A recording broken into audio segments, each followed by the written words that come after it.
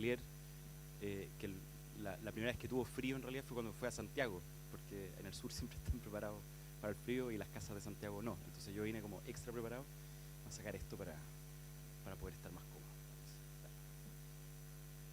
Muchas gracias. Me invitaron, o sea, tengo la suerte de inaugurar este bootcamp, ¿ya? Y eso me permite hablar un poco más macro, ¿no es cierto? No meterme en el detalle de las recomendaciones, de la experiencia, la casuística. Entonces, lo que me pidieron que hiciera, y que para mí es bastante novedoso, es hacerles un panorama de industrias creativas desde las tendencias, ¿ya? Y me voy a demorar en llegar porque la verdad es que la tendencia en la Corfo últimamente es hacer presentaciones de 15 minutos. Entonces hemos ido bajando, y cuando me plantearon el desafío de hablar 1 hora y 3/4 de hora, o sea, es bastante desafiante. Así que llegado algún minuto, les voy a pedir a ustedes que empecemos a conversar y a reaccionar a lo que traigo para presentarles. Pero hablar tanto rato también me permite profundizar en los temas, sacar todas las láminas que me hacen borrar cuando preparamos las presentaciones para el comité dentro de Corfo, para la CAF, etcétera. El Comité de Asignación de Fondos, aquí tienen la CAS, ¿no es cierto?, el Comité de Asignación Zonal. Entonces, de lo que voy a hablar hoy día, de lo que quiero que conversemos hoy día, es efectivamente este panorama de industrias creativas, ¿ya? Un saludo, por supuesto, para Roberto Martinich, que fue mi jefe acá en el 2009-2010, cuando vine a trabajar a la entonces Agencia Regional de Desarrollo Productivo, que hoy día es la corporación. O sea, es muy bonito ver que algo que en ese minuto nadie sabía si iba a tener continuidad, la verdad es que se ha ido fortaleciendo y se ha ido convirtiendo en un pilar para el desarrollo de esta región y para priorizar, ¿no es cierto?, todos los temas, desde turismo, industrias creativas.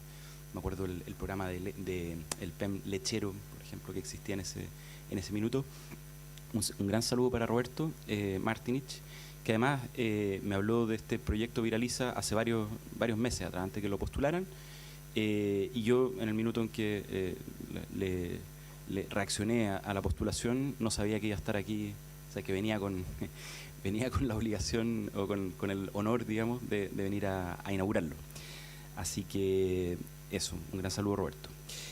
Bien, pues, este programa para formación de la internacionalización de emprendimientos, ¿no es cierto?, este Viraliza, apoyado por Corfo.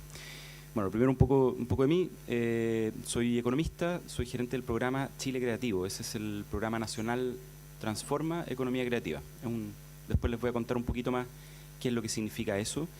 Y como les decía, lo que vamos a ver hoy día un poco esquemáticamente, lo que me pedían es que les comentara qué son las industrias creativas, tratar de hacer una caracterización, tomar un poco la data que es más interesante para este caso, y hablar de tendencias y oportunidades, y eso llevarlo a una conversación. Entonces, como les decía, 1 hora 45 para mí es un desafío, así que metí y desarrollé bastante las cosas.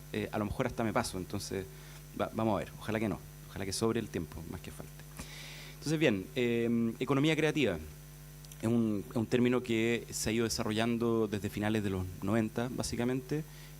Viene, por supuesto, del mundo sajón, más que nada, y es un poco el esfuerzo de traer síganme los buenos, traer a la política de desarrollo productivo, a la política industrial, cosas que normalmente estaban reservadas para la política cultural, ¿ya? En el fondo, todos los temas de artesanía o de música, de museos, de patrimonio, etcétera, se veían desde una vertiente clásica,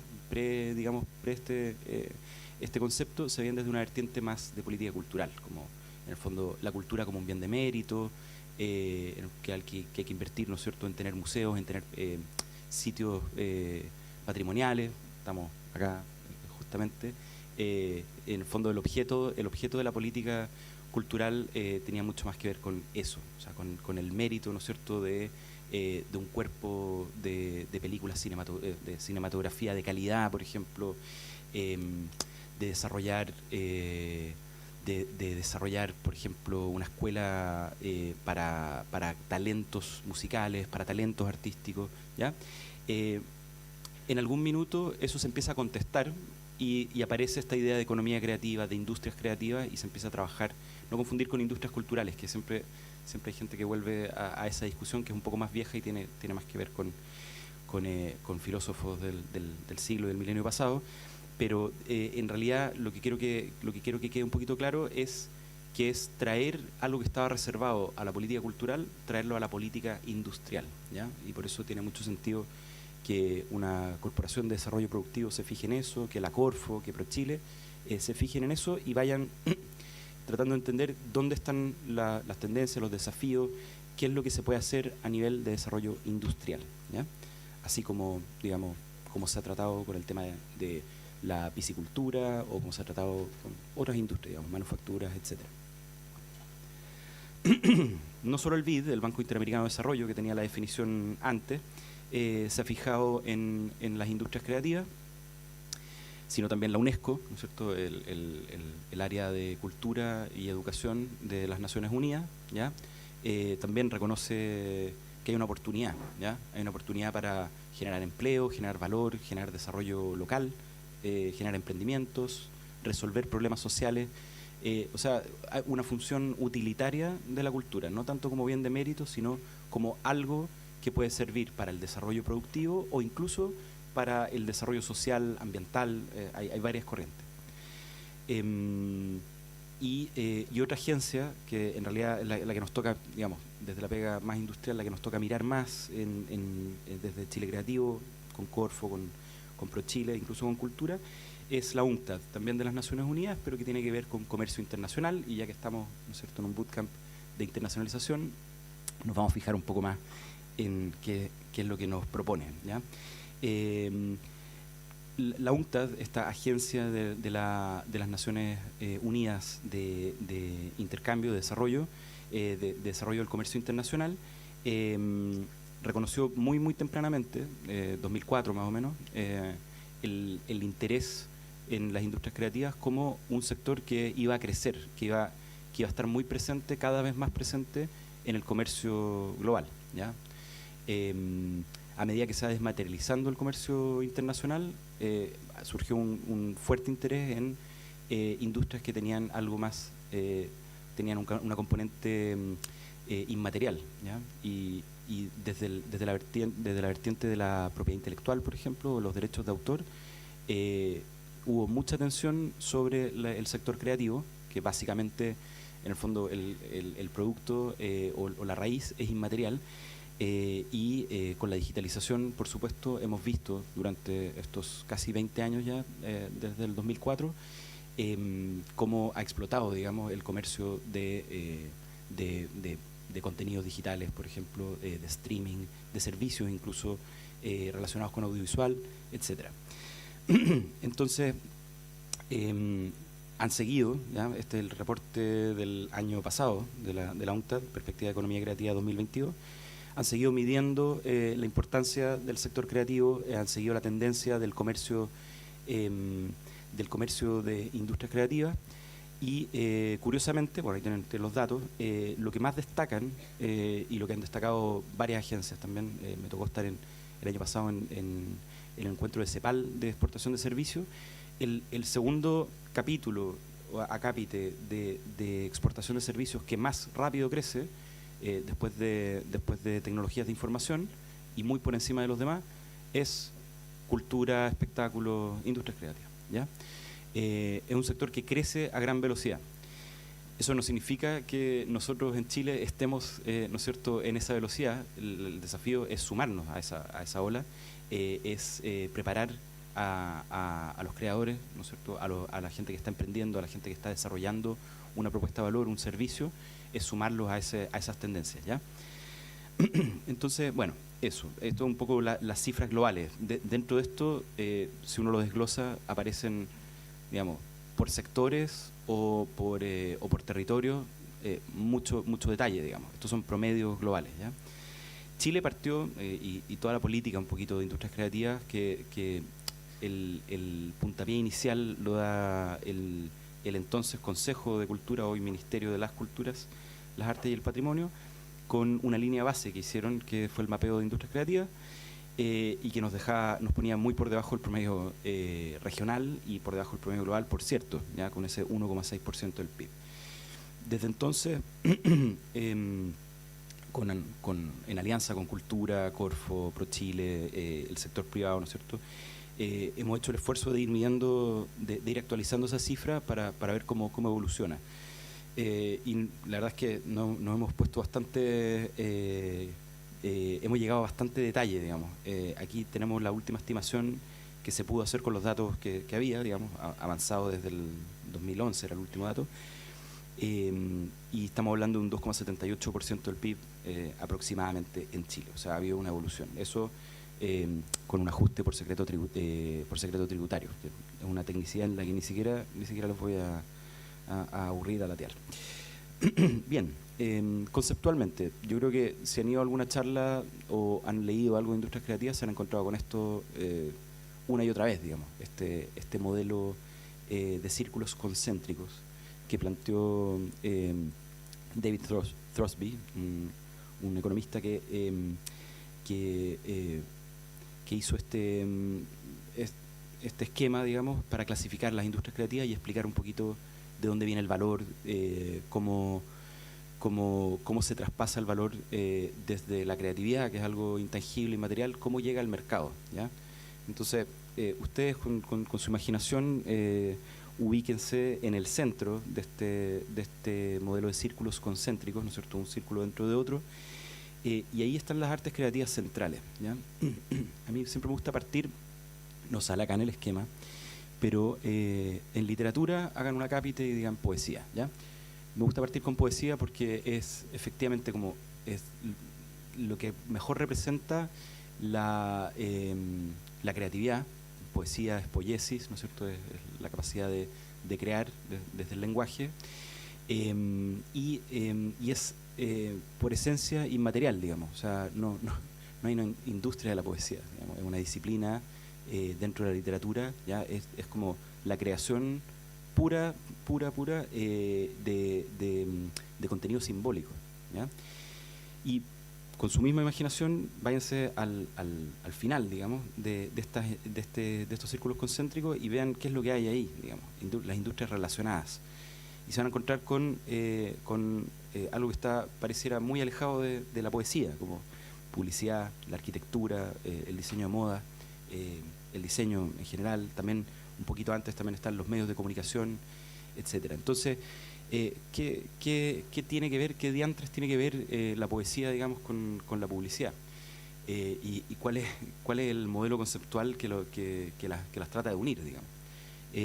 Y a mí lo que me gusta pensar, y lo que un poco propone este autor, es que la creatividad que puede, ¿no es cierto?, que sale de las artes, ¿no es cierto?, de la creación pura, de la creación de la composición musical, por ejemplo, sería lo que estaría muy cerca también de la poesía, por ejemplo, o la literatura de ficción, o el movimiento en danza, etcétera. Todos esos contenidos simbólicos que va transitando, se va materializando, ¿no es cierto?, en estas otras actividades que tienden más hacia lo industrial, ¿no es cierto? Tienen una organización industrial, tienen un modelo de negocios, tienen una estructura de proveedores y de distribuidores, ¿no es cierto? Hay una industria más o menos disgregada, con más o menos competencia. O sea, pasamos de lo disciplinar, de lo autoral incluso, a algo que tiene más que ver con la organización industrial. Entonces, un poco el discurso de Throsby, que ha marcado mucho las políticas de industria creativa y de economía creativa, es esta idea que el valor simbólico que se crea en algunas disciplinas artísticas, ¿ya?, relativamente mucho mayor que el valor económico que producen, ¿no es cierto? O sea, mucho valor simbólico en proporción al valor económico que generan, que producen, que se valoriza en la sociedad, en el centro, y mucho menos valor simbólico respecto o relativo al valor económico ya en los bordes, ¿ya? O sea, finalmente hay súper buenos ejemplos.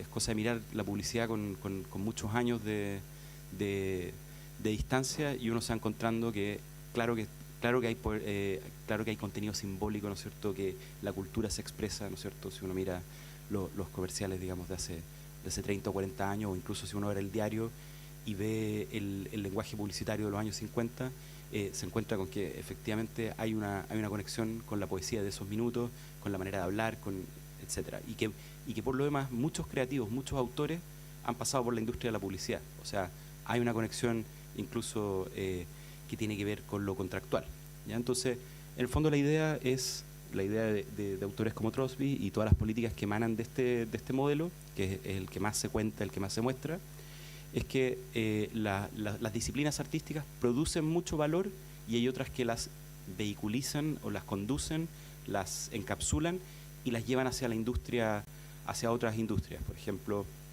a través de la publicidad, a través de la arquitectura, a través del diseño, se puede incidir en la industria de la construcción, en el posicionamiento de las marcas, de los servicios, de la banca, etcétera, etcétera. Entonces hay conectores, ¿no es cierto? Hay unas industrias que son conectoras, y todo este sistema explicaría más o menos cómo ese valor simbólico se convierte en valor económico.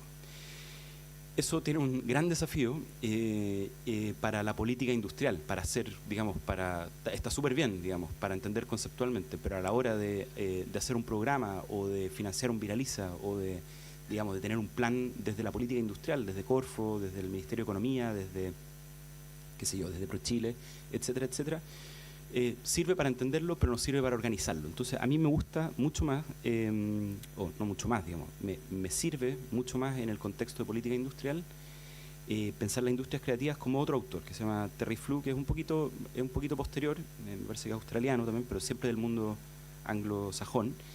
Y a mí lo que les pido que se fijen es en esta clasificación que hay arriba, ¿no es cierto? No en las filas, sino en las columnas, ¿ya? Y básicamente lo que propone esta clasificación es, me da lo mismo qué tan cerca o tan lejos del mercado está, me da lo mismo incluso qué disciplina, si es una disciplina o es otra, me da lo mismo si es música o audiovisual, por ejemplo, me da lo mismo si es literatura o qué sé yo, o danza. Lo que sí me importa es cómo es la cadena productiva, ¿ya? O sea, qué tipo de producto es. Si es un objeto, ¿ya? Entonces me importa en la clasificación de política industrial. Por ejemplo, acá en las dos últimas columnas tenemos los bienes culturales, ¿ya? Simple y complejo, eso es una clasificación que tiene que ver con otra cosa, pero en el fondo está hablando de bienes físicos, cosas que se tienen que exportar, por ejemplo, que se tienen que bodegar, que tienen insumos, qué sé yo, que en el fondo te pueden devolver, te pueden pedir después de haberlo vendido que lo repongas, etcétera. Entonces, ese modelo de negocio, por ejemplo, para los bienes físicos, en alguna medida, visto desde el lente de una agencia de desarrollo productivo o de un Ministerio de Economía, ya, por ejemplo, de la gerencia de financiamiento de Corfo, por ejemplo, da un poco lo mismo si estamos hablando de un objeto de artesanía, de una silla diseñada en gran escala o en una escala más artesanal. Da lo mismo si es un CD, ya no existen, pero da lo mismo si es contenido en formato físico, ¿ya? Comparten mucho más los objetos físicos entre sí que, por ejemplo, pensar la música desde lo disciplinar, porque si se fijan en las otras columnas nos encontramos con otras cosas, servicios creativos, ¿ya? Por ejemplo, un servicio de publicidad o un servicio de postproducción o un servicio de audio, ¿no es cierto?, en directo, un servicio de iluminación, etcétera. Entonces, claro, si tú te fijas en una definición más disciplinar, como plantea Trosby en los círculos concéntricos, en el fondo tu pregunta va a ser ¿cómo trabajo con la música desde un punto de vista de política industrial? Claro, pero la música tiene servicios, tiene, si se fijan más a la izquierda, experiencias en vivo, o sea, hay música en vivo, hay música envasada y materializada, o sea, todavía se hacen vinilos, ¿no es cierto? Hay la fábrica de Selknam del señor Illich está produciendo vinilos todos los días, digamos. O sea, hay un revival hace un tiempo, ¿no es cierto?, en el coleccionismo de música envasada en formato físico, ¿ya? Incluso los contenidos más hacia la izquierda, esas dos juntas, los originales creativos y el contenido creativo. Bueno, si uno está está dedicado al streaming, por ejemplo, en el fondo está en otro mundo, en términos de visto desde la política industrial, ¿ya? Está en otro mundo. Entonces, tienen más en común un stream de música, por ejemplo, o con un stream de video, ¿ya? O con una licencia de propiedad intelectual, por ejemplo, para venderla, para comercializarla, o derechos de reproducción en un territorio, en un país, por un plazo, etcétera. El negocio que hacen, por supuesto, los audiovisualistas cuando van a las ferias internacionales, tienen más que ver entre ellos, en el sentido que son contenido creativo, que con su propia disciplina, digamos. Entonces, desde un punto de vista de cómo apoyar, de cuáles son los problemas de financiamiento, cuál es la estructura empresarial, cuáles son los proveedores de un sector, si tú lo organizas en 4 grupos grandes, digamos, los bienes físicos, los servicios creativos, que básicamente la estructura empresarial es vender horas, ¿ya? De un experto, vender horas. Experiencia, una feria, ¿no es cierto?, de música, una feria gastronómica, un barrio, ¿no es cierto?, que tiene una oferta cultural y que hace más atractivo un lugar para venir a hacer turismo, por ejemplo, que le da una razón para quedarse un día más y gastar, no sé, el doble más a un turista. Eso va en la columna, digamos, de experiencia, y en el fondo la estrategia ahí es más compartida, independiente de la disciplina que se trate. O sea, si tú tienes una feria de diseño, o tienes una feria gastronómica, o tienes una semana de eventos de música, o un festival de cine, digamos, tienen más en común entre ellos que las diferencias que puedan tener a nivel de disciplina. Entonces, contenido, experiencias, servicios y bienes. Eso ordena mucho la conversación dentro de una Corfo, por ejemplo, dentro de un Ministerio de Economía, porque en el fondo entiendes la estructura empresarial. O sea, contenido es desarrollar un contenido y tener una licencia de propiedad intelectual y salir a venderlo, ¿ya? Experiencias es producir y traer gente, digamos, ¿no es cierto? Es hacer que llegue gente a tu lugar, o a tu concierto, o al evento, o al festival, o lo que sea. Servicio es vender horas, ¿no es cierto? Y bienes, por supuesto, que tiene las dificultades que hablaba al principio. Entonces, bien, con esa estructura nos ordenamos mejor desde lo que hacemos en los programas Transforma, esta familia de programas que son verticales, que son un foco en distintos sectores y problemas o desafíos desde que se aborda desde la Corfo, ¿ya? Chile Creativo es el nacional Transforma de economía creativa, igual que hay un Transforma Alimento, un Transforma Turismo, hay un programa muy nuevo de economía circular, etcétera, y hay programas regionales y mesorregionales. El señor consejero regional decía que ojalá que hubiera proyectos interregionales. Sin duda que esta macrozona sur, ¿ya? Desde Araucanía hasta los lagos, incluyendo a los ríos, es sin duda un espacio donde se intercambia y se comparte mucho. Me tocó a mí experimentarlo cuando vine a vivir a Valdivia hace el 2009-2010.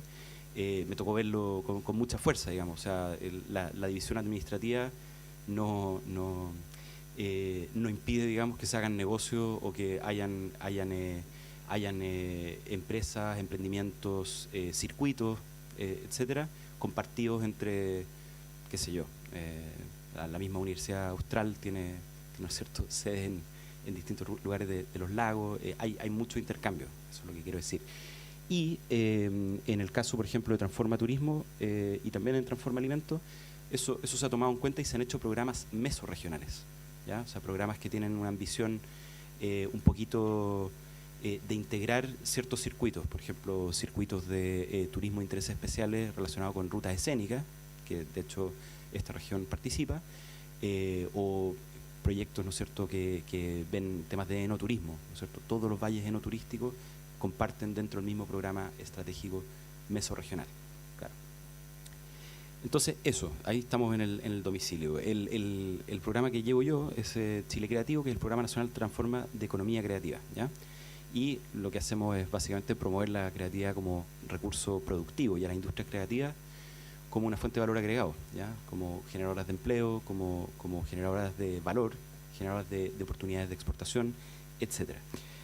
Entonces, bueno, como me regalaron 1 hora y 3/4, entonces me voy a permitir una pequeña licencia y es presentarles aquí a un personaje que yo descubrí cuando llegué a trabajar a Corfo, que es Luis Ladrón de Guevara, que es el fotógrafo clásico que un poco retrató y le dio el imaginario a lo que conocemos hoy día por política industrial en Chile. O sea, era el fotógrafo de la Corfo, básicamente, ¿ya? Y bueno, aparte que es un trabajo impresionante, solo estar retratando una parte de la historia.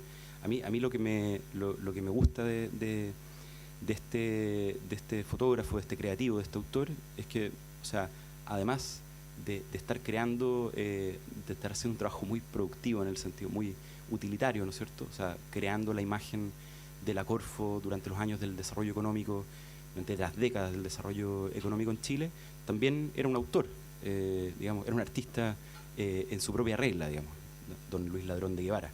Y eso se nota en el ojo que tiene y se nota digamos, en la manera en que retrató y finalmente nos creó un imaginario que hoy día tenemos de qué se trata hacer desarrollo industrial, ¿no es cierto?, en Chile. Ahí tenemos, por ejemplo, la inauguración del metro de Santiago, los días antes de la inauguración de la línea 2, me parece que es.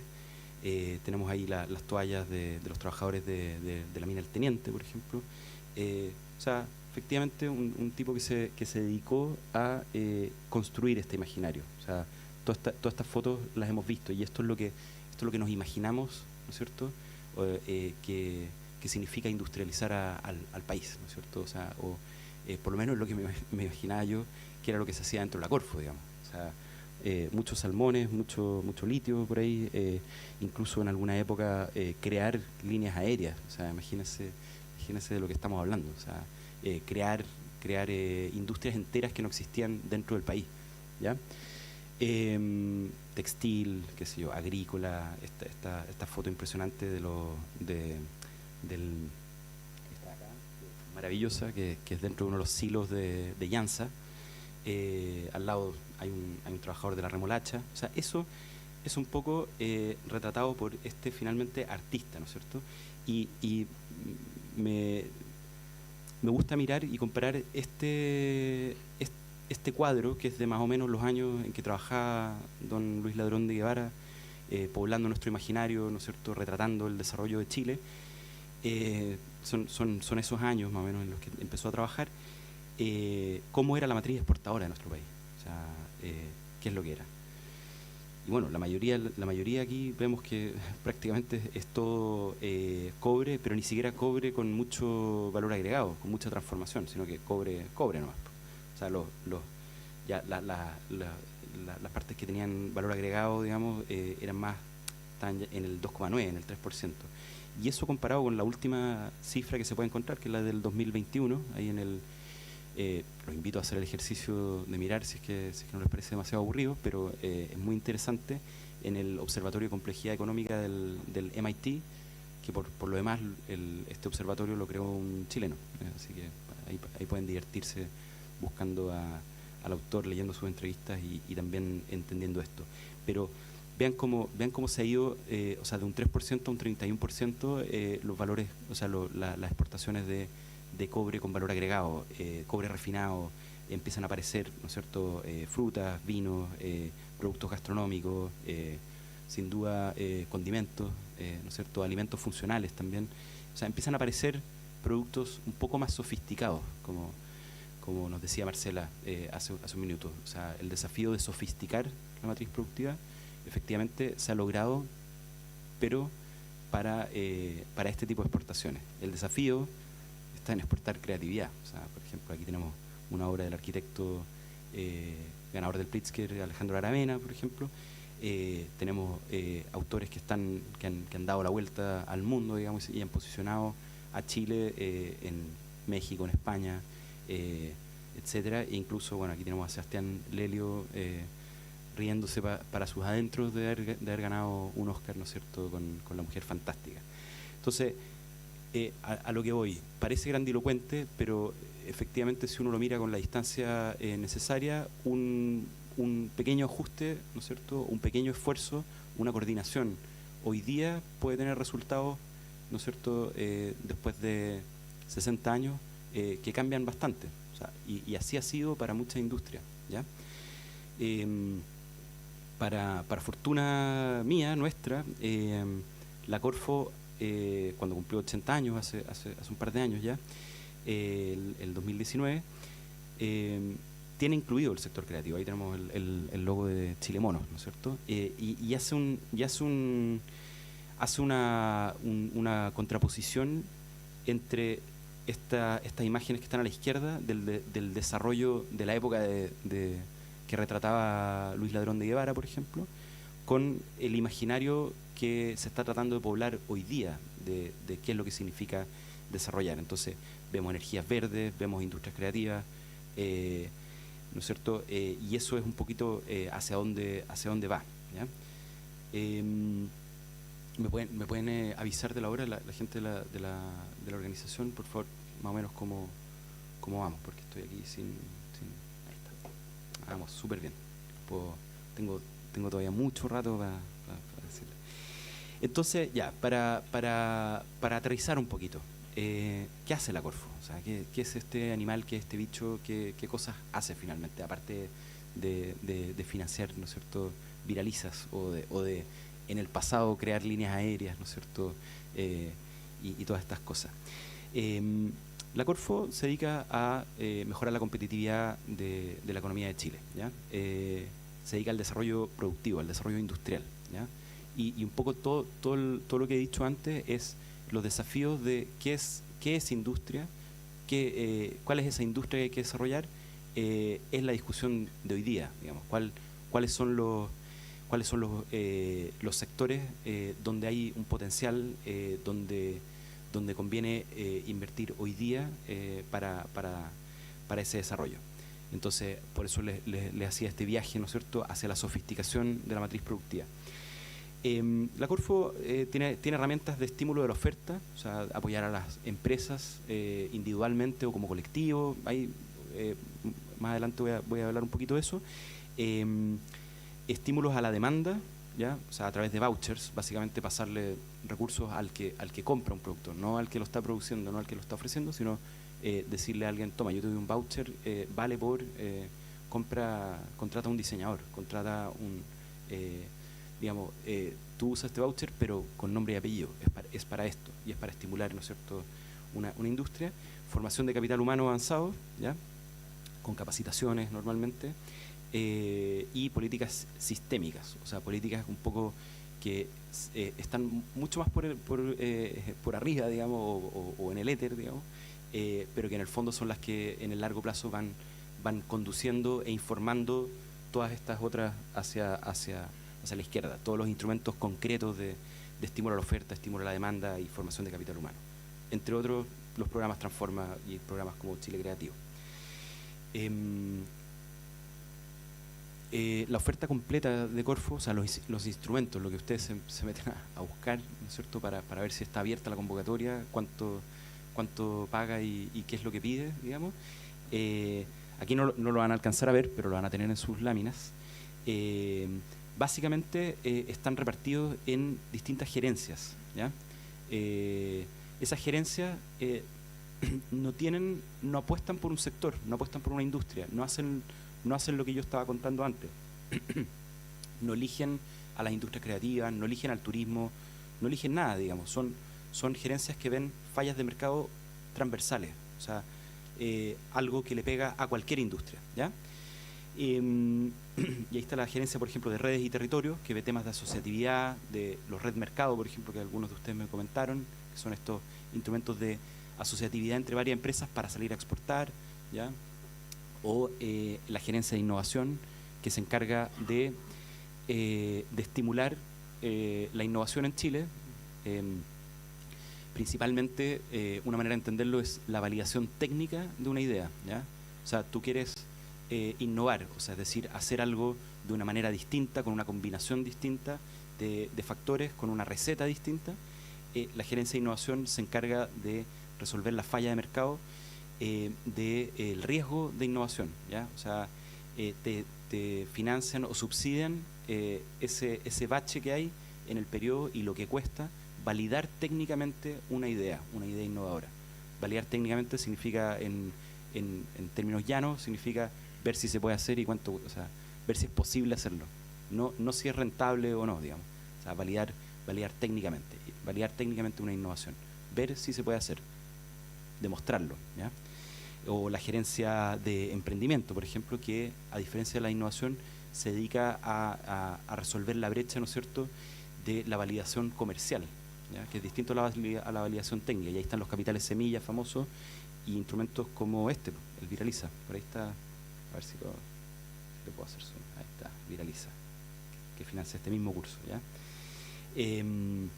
Entonces, el objetivo ahí de la gerencia de emprendimiento es validar comercialmente, o sea, no ver si se puede hacer como una innovación, sino ver si alguien lo compra, si alguien lo quiere, ¿ya? Eso es validar comercialmente, ¿ya? Y resolver este valle de la muerte de los emprendimientos. La gerencia de inversión y financiamiento, que es muy importante, pero medio invisible, pero a mí me gusta destacarla porque por lo menos en Industrias Creativas nos ha ayudado a resolver varios problemas. Y ahí hay un instrumento famoso que es el FOGAPE. No sé si lo recuerdan de la pandemia, porque ahí se hizo famoso. Antes no lo conocía nadie, pero durante la pandemia apareció. O sea, FOGAPE es una política que lleva, no sé, desde principios de los 90. Partió como Fogaín en Banco Estado, se lo trajeron a Corfo. No, solo digo eso porque tengo 1 hora 45 minutos, así que me podría ir por las ramas ahí. Pero en el fondo lo que quiero decir es, las fallas de mercado que resuelve esa gerencia tienen que ver con problemas de financiamiento de las empresas, ¿ya? Y ahí hay herramientas como el FOGAPE o las sociedades de garantía recíproca, cosas muy técnicas. Son medias invisibles para el sector porque en el fondo trabajan con intermediarios financieros. Hay una línea que subsidia fondos de inversión también durante 10 años, Sudamerican, me parece que entre otros, no sé, ahí me corrige la gente de Andes Value, pero y otro fondo, por ejemplo, que se impulsó desde Economía Creativa, que es Screen Capital, que es, de hecho tiene 2 fondos, 21 millones de dólares cada uno, donde 2/3 de cada uno de esos fondos son recursos de Corfo, no de subsidio para el fondo, sino una línea de crédito, y el fondo tiene que ir devolviéndole a este sector. Entonces, eso, o sea, fíjense cómo, a diferencia del mapa que hice de los Transforma, acá no hay sectores, digamos, no hay una industria en particular. Acá no hay ganadería, no hay industrias creativas, no hay turismo, no hay ningún sector en particular. Entonces la Corfo está organizada básicamente de esta manera, una manera horizontal, se diría en política industrial. En el fondo resuelven fallas que son potencialmente un problema para cualquier industria, pónganle el apellido que quieran. O sea, la industria creativa puede tener problemas en emprendimiento y se pueden resolver, digamos, con las herramientas que hay en la gerencia de emprendimiento. El sector agrícola puede tener problemas, qué sé yo, con la estacionalidad y los pagos, porque la actividad agrícola es estacional, ¿no es cierto? Y eso obliga a tener un sistema o herramientas financieras particulares para eso, digamos, para poder financiar una cosecha, que no es, digamos, un flujo como otras industrias. Bueno, eso se puede resolver con la inversión, con la gerencia de inversión y financiamiento. Eso hasta ahí. Voy a pasar voy a salir un poquito, voy a volver a Trosby para hacer un foco en un sector de la industria creativa, ¿ya? Un sector que exporta servicios, que exporta también bienes, como vieron en la clasificación anterior, y que la verdad es que, bueno, en la experiencia de trabajo con distintas industrias ha sido bastante buena, que es el sector del diseño, ¿ya? Esto es un mapa de palabras, ¿no es cierto? Nosotros buscamos cuáles eran las palabras del sector creativo que más hits tenían dentro del sistema de gestión de proyectos de Corfo. una lata. O sea, esto no me dejan ponerlo en una presentación de 15 minutos. Pero diseño es la actividad, digamos, que más sale, ¿ya? Eso nos obligó, la que más se repite, digamos, en los proyectos, en la demanda que hay desde el sector por instrumentos de Corfo, ¿ya? Y eso nos obligó a meternos a tratar de aprender un poquito. ¿Qué han hecho otros países para desarrollar el sector del diseño, para traerlo a la política industrial? Y nos encontramos que en realidad hay una tradición súper antigua. Inglaterra, después de la Segunda Guerra, basó toda su estrategia de reconstrucción y reactivación de todas las industrias, de todos los servicios públicos, los basó en la industria del diseño. O sea, tomaron el diseño como guía, como ancla, como caballito de batalla para la ahí dice reactivación o recuperación, pero en realidad es la reconstrucción de todo un país, digamos, bombardeado y exhausto después de un esfuerzo como puede ser la Segunda Guerra Mundial para Inglaterra, ¿ya? Y de hecho eso creó el Design Council, que sigue hasta el día de hoy, y metiéndose, ¿no es cierto?, en políticas, en nuevas industrias, en agregar valor a través, qué sé yo, de la visualización de datos, a través del diseño de servicios, e incluso el diseño de políticas públicas, ¿ya? Y ha habido harto intercambio con el Design Council y con Chile, a partir un poquito del interés por conocer cómo es que han usado el diseño como una palanca para un fin mayor, que es la reactivación. Otro país que tomó el diseño de una manera súper interesante fue Finlandia, que por lo demás tiene hartas similitudes con Chile en términos de la estructura, lo insular, ¿ya? La disponibilidad de recursos naturales, un país básicamente muy largo y angosto en el extremo del mundo, no sé si les suena, que tiene muchos recursos naturales, principalmente bosques, ¿no es cierto? Y que han hecho una transición a una economía mucho más sofisticada, que involucra, digamos, bueno, para un botón de muestra, y lo habrán escuchado 1000 veces, pero es inevitable mencionarlo. O sea, Ericsson, ¿no es cierto?, la compañía, me parece que es finlandesa, por lo menos nórdica, sí, no, es finlandesa. Era una compañía Nokia, me parece que era una compañía forestal, ¿ya? Y hizo una transformación, o sea, tomó algo que sabían que se iba a acabar en algún minuto o que iba a agregar cada vez menos valor, y dijeron, con este excedente nos transformamos en otra cosa, digamos, en algo, nos sumamos a otra ola, ¿ya? Bueno, antes de eso hay un antecedente muy bueno que es famoso en el mundo del diseño, que es el desembarco de Finlandia dentro de la Trienal del Mueble en Milán, ¿cierto?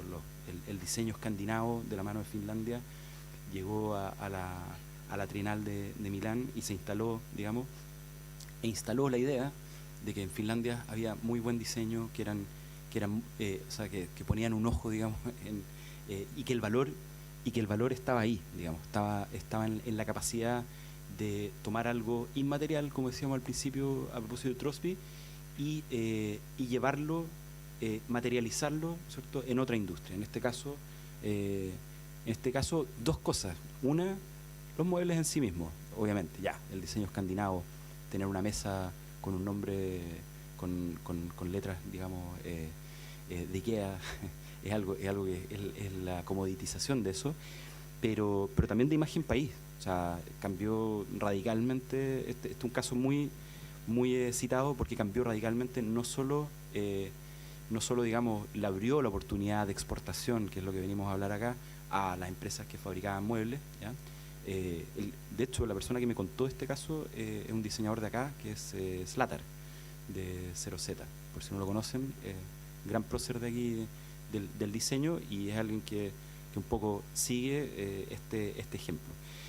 Pero claro, no solo el efecto que tiene sobre los exportadores de muebles finlandeses, sino también sobre la imagen país, la percepción que tienen los demás países de qué hay en Finlandia, aparte de lobos y trineos y bosques de pino, digamos. Otro país que, bueno, que tomó el diseño como parte de su estrategia de internacionalización, más de la gráfica, Corea del Sur, un esfuerzo muy grande de los chaebol, que son estos grandes conglomerados como Samsung o, ¿no es cierto?, como LG, bastante conocido. La manera de posicionarse en el mundo tuvo que ver mucho con el diseño gráfico, para distinguirse, ¿no es cierto?, para poder decir que existen y que bueno, que tienen una calidad que no son digamos, algo despreciable, de baja calidad, de segunda mano, sino que efectivamente son algo de valor agregado, de lujo, digamos. Este es Cho Jung-jae, que es como el prócer de esos años 90, ¿no es cierto?, de generar esta imagen país para Corea del Sur, que es otro país que por lo demás comparte hartas similitudes con Chile en términos de en qué etapa de desarrollo se encontraban antes de hacer transformaciones productivas y elegir apuestas de desarrollo. Y el último que me gusta destacar es Dinamarca, que tiene toda una... O sea, está metido dentro de la política digamos, de desarrollo del país. Es todo este esfuerzo que hicieron, bueno, de instalar un edificio, o sea, hacer un centro danés del diseño, ¿no es cierto?, y darle un protagonismo urbano, que es algo que falta también para las políticas de industria creativa. Muchas veces se dice, bueno, el potencial creativo, no sé qué. Bueno, hay que materializarlo en algún minuto. Hay que apostar, digamos, por un edificio, digamos, que sea el centro chileno del diseño, el centro de la música de Chile, etcétera. O sea, todas esas cosas, esas infraestructuras, ¿no es cierto?, acá los daneses hicieron una apuesta, digamos, igual que los catalanes, de ponerlo súper en valor. Y hay algo que exportaron al mundo, que es esta escalera del diseño, un poco cuánto valoran, tratar de medir cuánto valoran las empresas de toda la economía, o sea, todas las empresas, desde la minería hasta los servicios financieros, la banca, el retail, etcétera, etcétera, etcétera. Si es que conocen el diseño, ¿ya?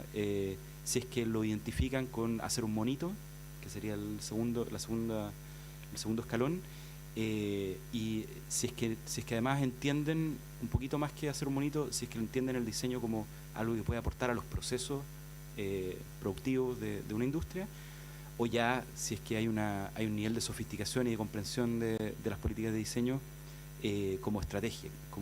O sea, ejemplos como Apple o Nike, ¿no es cierto?, donde el diseño es parte fundamental de la empresa, ¿ya? Acá en la región, por supuesto que hay empresas que entienden el tema del valor del diseño, y también lo comentaron. Me acuerdo de Entrelagos, por ejemplo, que fueron unos grandes impulsores acá en Valdivia de esto mismo, de tomar el diseño como parte, digamos, como por lo menos de la etapa 3, como parte importante dentro del proceso.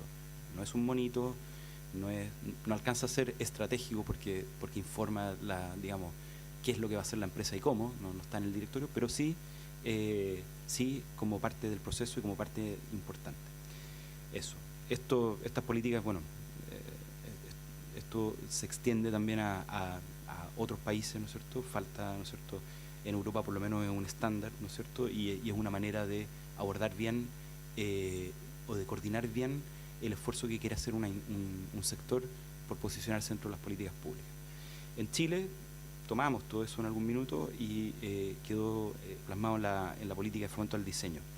Y ahí nos tocó hacer un bien público. Bien público es una de las cajitas que vieron en las gerencias de Corfo. Es una herramienta, ya, un bien público que en el fondo le preguntaba a la industria, a la SOFOFA principalmente, a la Sociedad de Fomento Fabril, uno de los gremios industriales más importantes de aquí de Chile.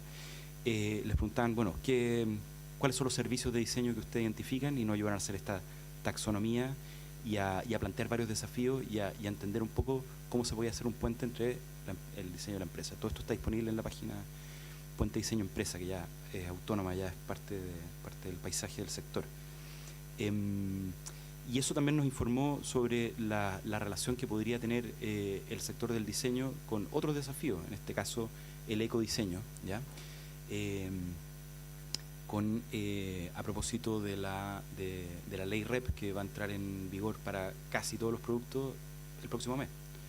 ¿no es cierto?, que obliga a tener, mapeado, medido el impacto, ¿no es cierto?, de los envases, de todo el proceso de producción que tiene la empresa. O sea, la ley REP, para los que no saben, ya a esta altura, digamos, es la ley de responsabilidad extendida del productor.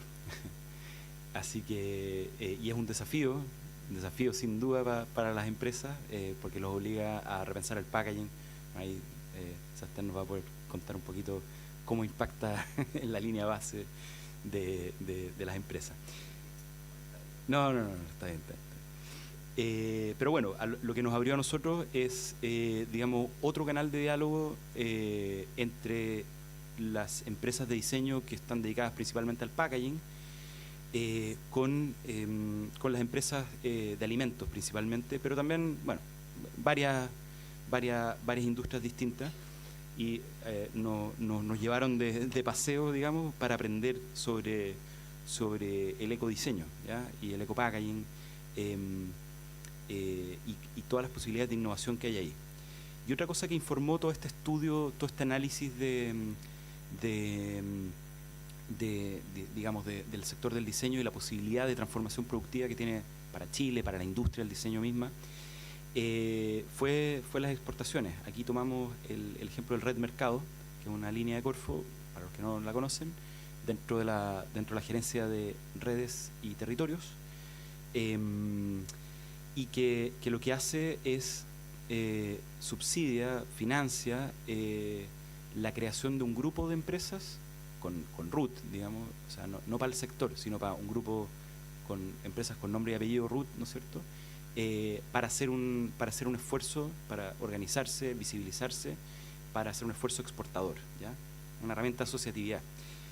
Y eso sirvió para trabajar este nodo de diseño. Es curioso, se llama, perdón, voy a hacer esta breve digresión. Se llama Red Mercado ahora, pero era muy conocida esta herramienta, se llamaba Nodos, ¿no es cierto?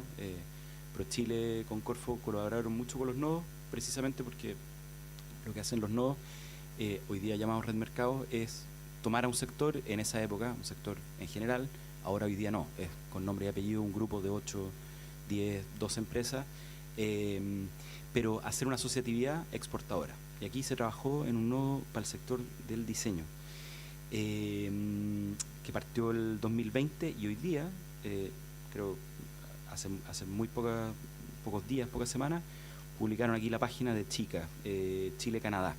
Es una agencia de branding que en el fondo toma a todas estas empresas socias que participaron dentro del Red Mercado, se asociaron, crearon esta plataforma exportadora, y curiosamente, yo creo que es una lección para todos, apostaron por un país, un destino, nada más. O sea, no se perdieron en todas las posibilidades que ofrece la exportación.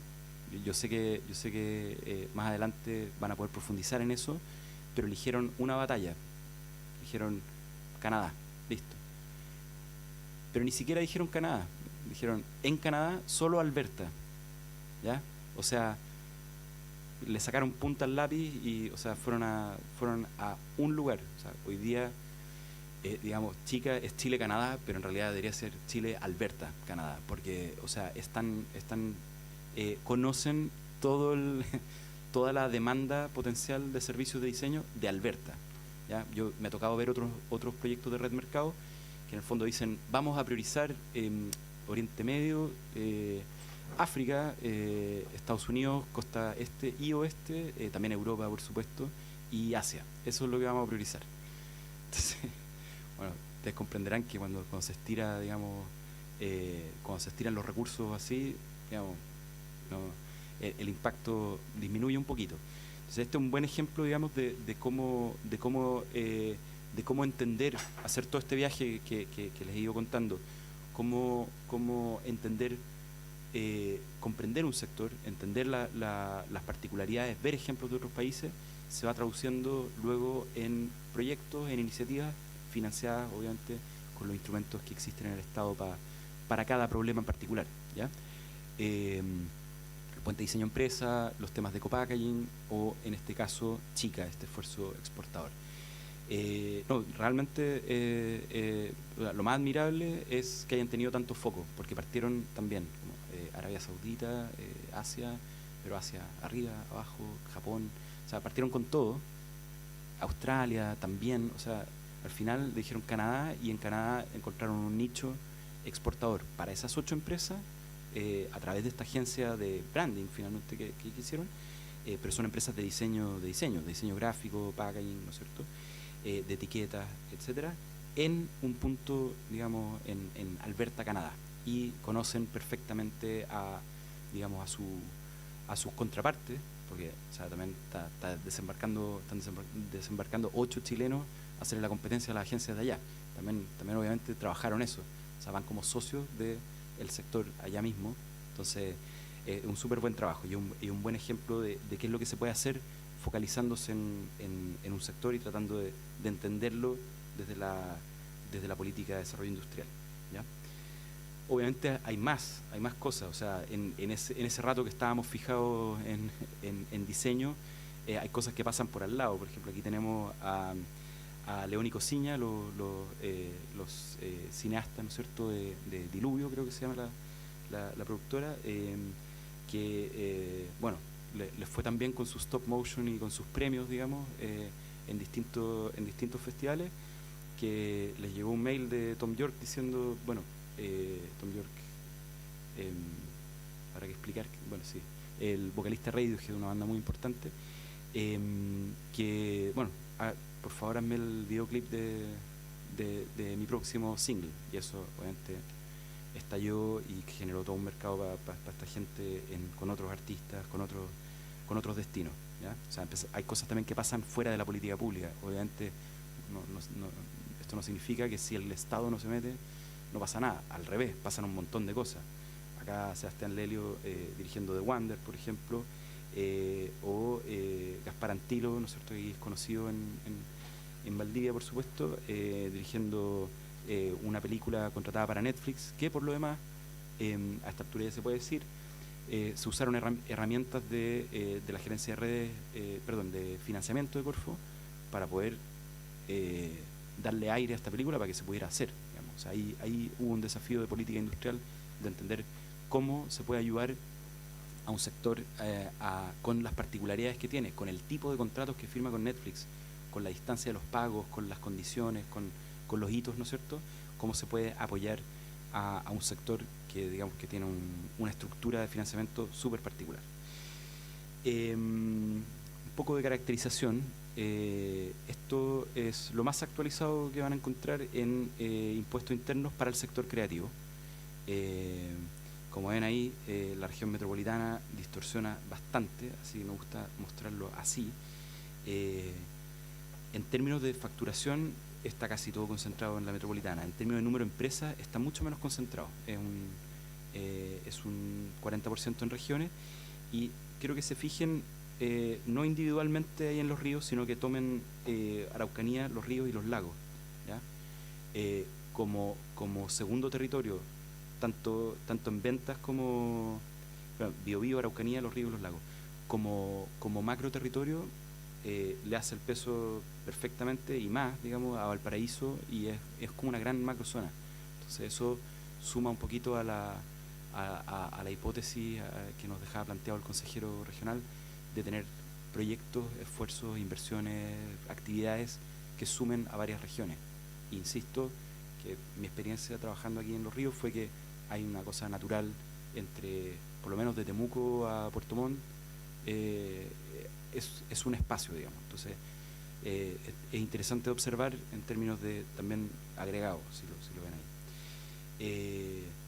Incluso con eso, bueno, nos tocó como Chile Creativo, como programa Transforma, hacer una red de territorios creativos, o sea, tratar de ver qué es lo que hay en las regiones.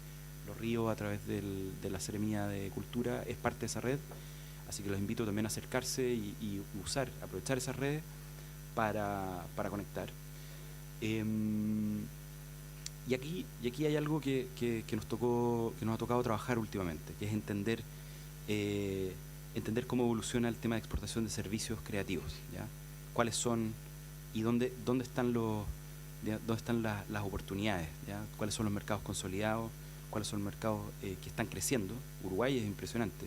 O sea, no sé en qué minuto se le ocurrió empezar a comprar servicios audiovisuales y musicales a Chile. O sea, fue una explosión realmente interesante. Reino Unido también. Y Perú, ahí estamos destacando, claro, los tres que han crecido más. Mercados emergentes.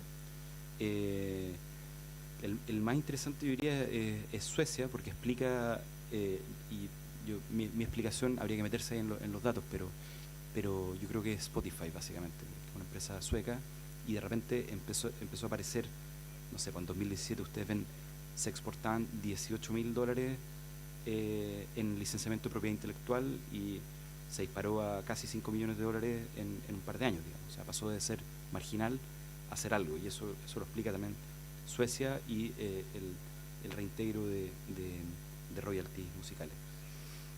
Y bueno, y la herramienta con la que partíamos al principio, con el tema del BID, o sea, cuál es el soporte legal, ¿no es cierto?, de las industrias creativas, es la propiedad intelectual y los derechos de autor, que ha tenido, que se ha ido consolidando en Chile. O sea, se usa más, se registra más o menos lo mismo al año, ¿ya? Pero se piden más certificados, o sea, se está usando más en contratos, se está poniendo en un contrato, digamos, se está usando más la propiedad intelectual como herramienta de negocio. Entonces, eso es la DDI. Lo otro es el tema de la competitividad.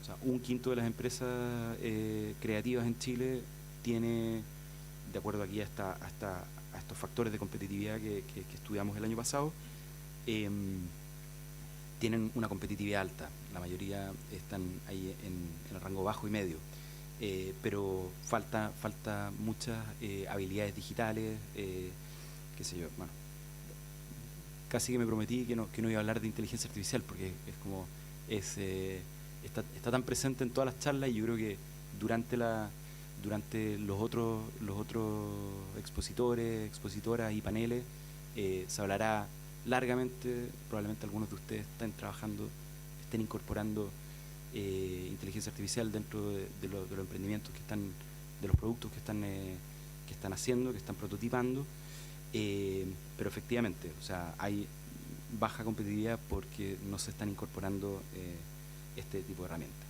Y bueno, un poquito para ir cerrando esta parte y abriendo la conversación, como les prometí.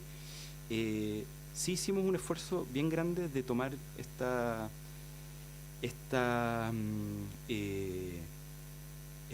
este esquema que propone Terry Flu de agrupar en estas cadenas productivas, ¿no es cierto?, en bienes, servicios, experiencias y contenido.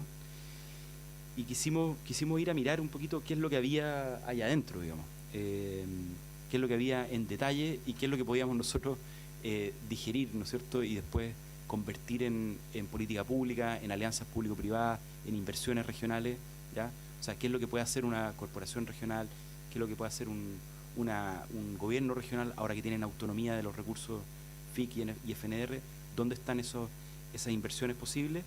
Un poco lo estamos sacando aquí de este esquema que propone Terry Flu, que lo que hace es que baja esto de industrias creativas, que parece que es tan amplio, lo baja a cosas un poquito más, insisto, tanto tiempo.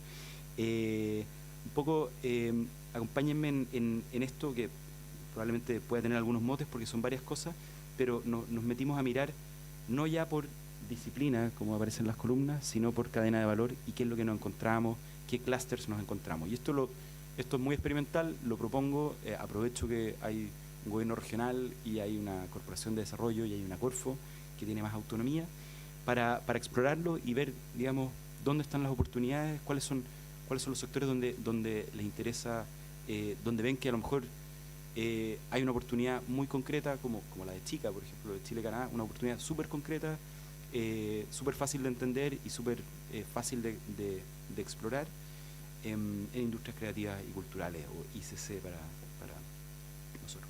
Bueno, aquí tenemos desde luego los objetos, ¿no es cierto? No sé si alcanzan a leer, pero yo les leo. Los objetos, como les decía antes, los objetos de artesanía, obras de artes visuales. Está un poquito corrido, ya. Bueno, cambió el formato y se corrieron de columna, ya. Bueno, claro, fonogramas físicos, DVDs, libros, etcétera. MOI, por ejemplo, en diseño, que es muebles y objetos de iluminación, es el código ahí para la gente que hace objetos de diseño, básicamente. Muebles, objetos e iluminación, que es el término que usa ProChile para la exportación de bienes físicos en diseño. Ya, ese es un universo, los objetos, ¿ya? Ahí me pasa que, claro, creo que le hace mejor a los esfuerzos públicos, privados, todos estos programas de industria creativa, de lo que sea, es ponerle apellido, es decir, no vamos a ver todas las industrias creativas, vamos a ver la que tiene que ver con el territorio, la que tiene que ver con el grupo de empresas, etcétera. Entonces, para mí hay un clúster que tiene que ver con objetos, tienen desafíos comunes. Hay otro clúster que tiene que ver con el licenciamiento de propiedad intelectual, que tiene que ver con, digamos, con las franquicias, con crear contenido y exportarlo, por ejemplo, y traducirlo a distintos soportes. ¿No es cierto? Uno puede partir con un texto, pero eso se puede convertir en una película, se puede convertir en un videojuego y una experiencia de realidad virtual. O sea, todo, digamos. Se puede convertir hasta en una feria, se puede convertir en una experiencia. Pero el negocio ahí es el tema del licenciamiento. Ese es otro clúster. El otro es el tema de la creator economy, que ha estado tan de moda últimamente, que es la generación de contenidos, todos los youtubers, qué sé yo, booktubers, etcétera, todos los digamos, todos los esta economía que promete, ¿no es cierto?, que tú puedes ser un autor y exportar, digamos, contenido que fabricas desde tu casa. Los medios de comunicación, que son su propio grupo, ¿no es cierto?, la radio, los periódicos, revistas, televisión, que son su propio grupo y son su propio problema, digamos, tienen su propia crisis. Es un problema de política industrial que digamos, que no lo resuelve una Corfo, digamos. Hay una subsecretaría de telecomunicaciones y hay canal público y hay un Consejo Nacional de Televisión. O sea, es un universo en sí mismo, digamos, pero potencialmente como foco uno podría decir como ya, vamos a trabajar este tema. El tema del turismo creativo y cultural. De hecho, la subsecretaría de turismo tiene dentro de su estrategia de turismo un capítulo y una promesa, digamos, de hacer un capítulo de turismo creativo y cultural. Y ahí lo interesante es que es algo que ya existe, digamos, y la pregunta es cómo se mejora, cómo se potencia. Y ahí tenemos, o sea, desde el turismo de artesanía, las mismas galerías de arte que hay dentro de una ciudad, por ejemplo, Valdivia, sin duda, turismo arquitectónico, los distritos de diseño, que son una estrategia que se ha usado para la regeneración urbana muchas veces, y yo creo que vale la pena mirarlo.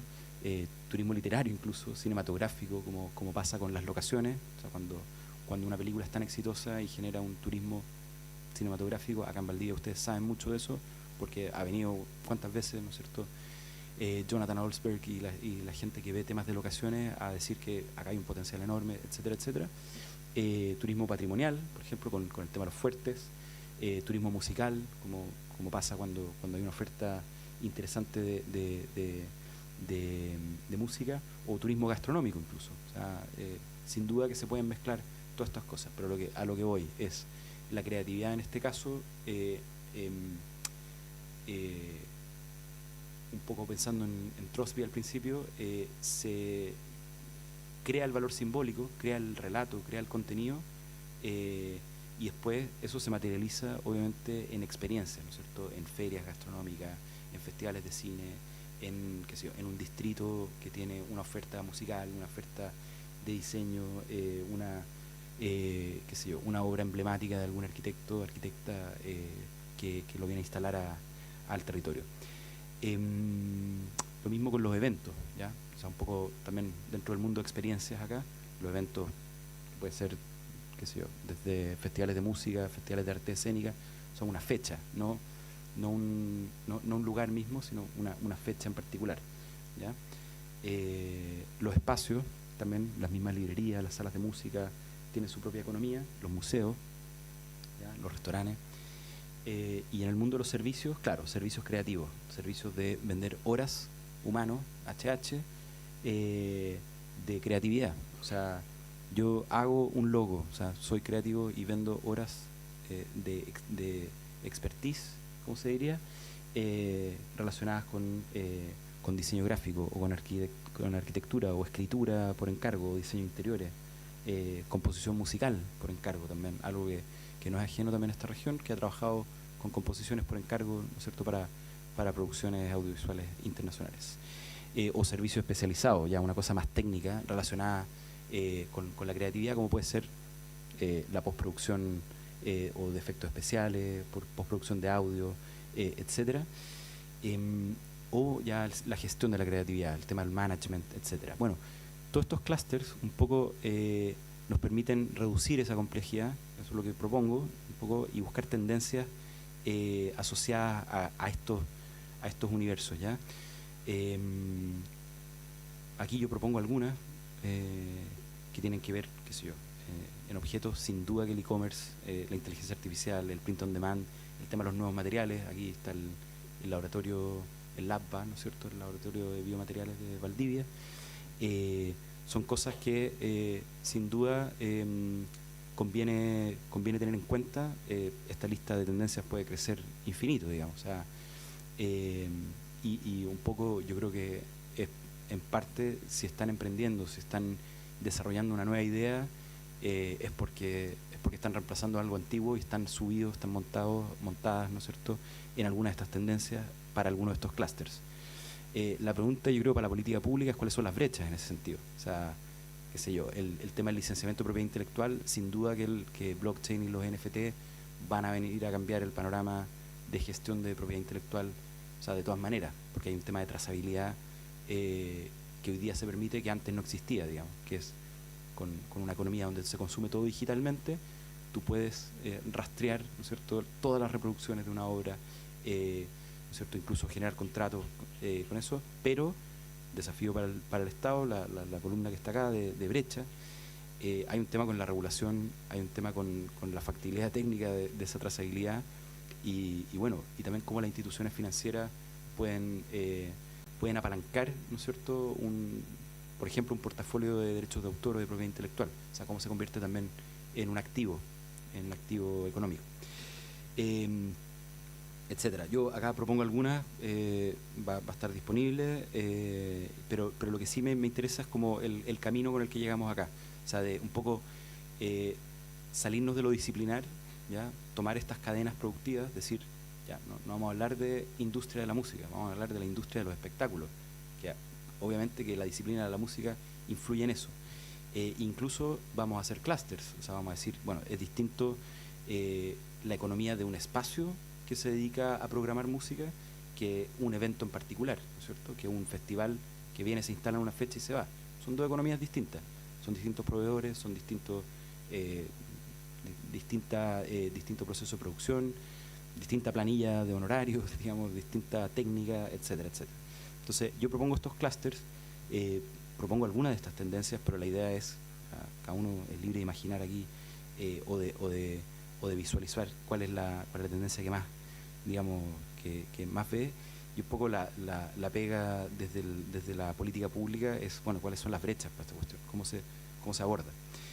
Hemos hecho un ejercicio desde Chile Creativo de explorar algunas, ¿ya? Esto está disponible. Hicimos un ciclo, ¿no es cierto?, para propiedad intelectual, de futuros creativos, de propiedad intelectual, otro de la economía nocturna, de la oferta de ocio, ¿ya? Acá entre el barrio Esmeralda y Hierbas Buenas hay todo un circuito ya que algunos conocen bastante bien, pero que en el fondo se puede optimizar, ¿ya? Ahí el tema Night Economy para mí es fascinante, no lo conocía, lo descubrí en este ejercicio y me di cuenta que hay, digamos, ciudades que tienen alcaldes nocturnos, o sea, Ámsterdam, Nueva York, qué sé yo, lugares donde hay una vida nocturna importante, invierten, digamos, es tanta la pega que no les sirve el alcalde que ya tienen, necesitan uno que vaya en la noche. los temas de financiamiento, también nos metimos harto, y circularidad, sin duda, ahí encontramos bastantes cosas. Todo eso lo pueden ver acá en las sesiones co. Por ejemplo, esta es la del futuro de la Night Economy, donde acá una consultora que trabaja con tendencia y futuro, Qatari Andes, nos ayudó a mapear un poco señales, ¿no es cierto?, ejemplos, casos, cosas, y la verdad es que es un ejercicio súper bueno salirse como del día a día, digamos, por ejemplo, de la morfología o qué sé yo, de los proyectos particulares, Chica, el Red Mercado, no sé qué, el Puente de Diseño Empresa, y sumergirse un poco en la especulación, mirar qué hay un poquito más adelante. Esto sí quería repetirlo, digamos. A ver si puedo... no, tenemos que verlo de nuevo. Pero me interesa ahí está. Me interesa también que, si se meten, vean el valor de todo esto. Lo terminamos produciéndolo en LinkedIn, porque se armó una red de gente que está interesada en el tema, y quedó, o sea, la plataforma lo hace solo, digamos, y me parece fascinante, y aparte que me parece una herramienta útil para, si uno está interesado en un tema, claro, ahí está la gente que participó, digamos, o sea, es una súper buena manera de ver quiénes están interesados o saben del tema. A Silván Gren, por ejemplo, lo hemos visto siempre en actividades que tienen que ver con realidad virtual, con Stereopsia, o varios de los conocidos del programa Chile Creativo. No necesitamos LinkedIn para conocerlos, pero hacer una actividad acá nos ha servido para ver qué más hay, digamos, mucho más lejos de los conocimientos, de las relaciones que son más fáciles de conseguir, ¿ya? Gente que no ha postulado nunca un proyecto y por eso no los conocemos, qué sé yo. Y además, acá también todos invitados e invitadas a meterse en el Notion. Hicimos como un wiki con todo el detalle de la investigación de tendencias y futuros, todos los referentes, todo el material, digamos, ¿ya? Eso está disponible, me lo pueden pedir. Aquí tengo un ejemplo más, que el de Night Economy, pero todo esto está disponible ahí en una página que hicimos en Notion para beneficio de ustedes. Así que eso, esto un poquito es lo que les propongo como manera de pensar las industrias creativas. Yo sé que ha sido un viaje largo, desde, digamos, lo más clásico, que es el tema de Trosby, ¿no es cierto?, de quizás de fijarse en industrias con mucho potencial como el cine, y tratar de trabajar con ellas desde lo industrial.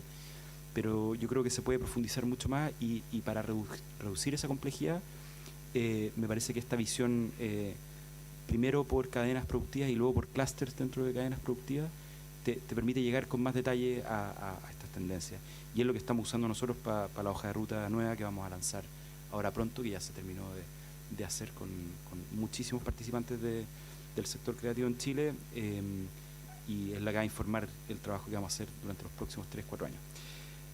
Así que eso, aquí los dejo con esta marea, ¿no es cierto?, de creadores chilenos que hemos ido mapeando en Talento Chile, un poco para decirles que no falta, digamos, y están haciendo cosas interesantísimas. Es cosa de revisarlo ahí en el Instagram de Talento Chile, que con tanto cariño sacamos todas las semanas. Así que eso, muchas gracias.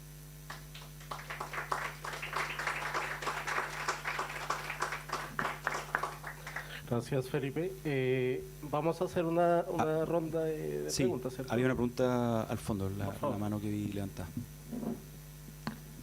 Hola Felipe, ¿cómo estás? Hola. Muy interesante tu presentación. Muchas gracias. Pasando por todos los temas. A mí mi pregunta es un poco más particular. ¿Cómo se vive el día a día, por ejemplo, con Chile Creativo, con Valparaíso Creativo? ¿Cómo fue que llegamos a esa alianza? ¿Cómo podemos de repente tener un Valdivia Creativo con un Chile Creativo con Valdivia Creativo? ¿Cachai? ¿Cómo poder llegar a eso? Bueno, la respuesta corta es que ya lo tuvieron. Existió. Cuando partió Chile Creativo, dentro de esta política que armó la Corfo, perdón, estoy buscando aquí el fondito de pantalla para que las fotos salgan mejor.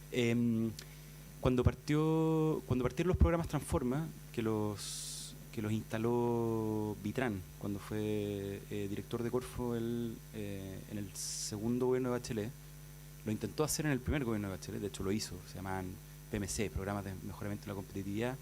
Aquí mi ex colega de la Agencia Regional de Desarrollo Productivo se va a acordar perfectamente de los PMC, porque nos tocó implementar varios.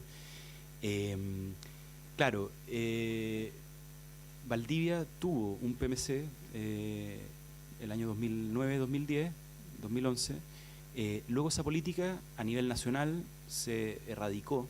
Hay una pelea ideológica entre tener programas de un sector, como focalizar en un sector, como hacen los Transforma, versus solo tener una oferta transversal, que es lo que un poco tiene Corfo, lo que mostraba a partir de la gerencia. Los programas Transforma son el segundo intento de Vitrán también, ahora como jefe de la Corfo, como vicepresidente de Corfo, de instalar estos programas con foco en un sector. Cuando pasó eso, se apostó por un nacional, Chile Creativo, y se apostó por 3 regionales, Valparaíso, Biobío y Valdivia. Valparaíso siguió, logró sortear, logró convencer a gobiernos de signos distintos, cambios en el gobierno regional, cambios en las prioridades, incluso otro movimiento que también siempre es fuerte en regiones, que ha sido el tema del paso de intendencias a gobiernos regionales con DIFOI, con direcciones de fomento, como administrando sus propios recursos. Entonces, en ese contexto, Valdivia, claro, el de Valparaíso siguió, logró sortear todos esos desafíos políticos, técnicos, ideológicos, etcétera, o incluso mantener el entusiasmo del propio sector y de la propia región por lo que estaban haciendo ahí. Biobío nunca pasó el comité, nunca se aprobó, no se logró armar una propuesta técnica que convenciera en ese minuto al Consejo. Independiente de eso, está lleno de programas de industrias creativas en Biobío que ven foco, o sea, temas que ven, cine, música, el mismo REC, el Rock en Conce, el REC Pro, un programa territorial de industrias creativas que ve más diseño industrial, por ejemplo, etcétera. O sea, hay varias cosas.